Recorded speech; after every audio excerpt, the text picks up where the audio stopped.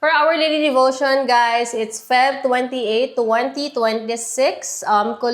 Colossians 3:23 to 24. Whatever you do, work heartily as for the Lord and not for men. You are serving the Lord Christ.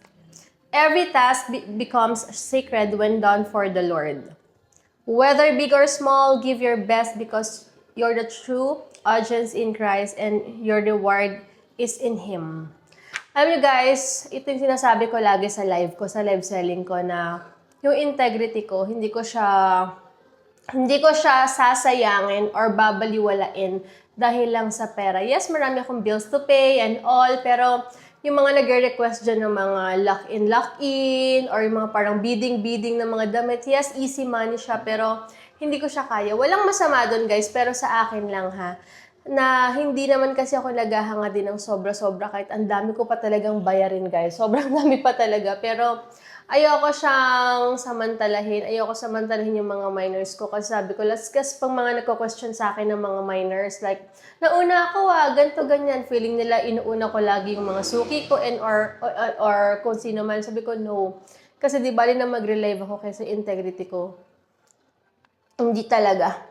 Tsaka, yun nga sa small na mga things na mga ganon, alam mo yun, ayokong dumating yung time kasi nabawiin sa akin to ni Lord. Kasi kayang-kaya nabawiin kapag yung mga bagay na sinasamantala natin, kung ano yung sinodiyos na natin dito. So, sa akin, small or big thing lang yan, or small or big things na ginagawa natin, guys, lagi nating i-honor si Lord, or lagi nating isipin na, matutuwa ba si Lord pag ginawa ko to, or pleasing ba to sa Kanya, or baka naman ako lang mag-benefit to para lang sa sarili ko. So, yun lang. Kaya wag kakalimutan na, or wag din kayo ma-feel bad na yung mga ginagawa nyo mabubuting maliliit na bagay na yan, akala nyo wala lang yan. Nakikita yan ni Lord. Nakikita yan, literal na plus points. So, yun, di ba? Ganun yan siya, guys. So, it's a good reminder for us na kahit ano man yan, gumawa tayo lagi ng mabuti kasi si Lord, nandiyan kita niya tayo at siya na bahalang mag-reward sa atin, sa integrity natin, sa loyalty natin sa Kanya, sa honesty natin sa Kanya. Siya na bahala sa atin kasi, pati isipin yung mga tao na yung mapapagod yan.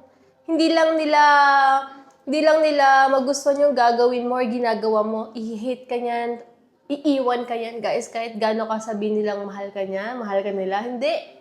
Si Lord lang talaga ang makakapagbigay ng totoong pagmamahal sa atin. At si Lord ang never mapapagod sa pagmamahal. So, yun lang guys. Have a blessed day po.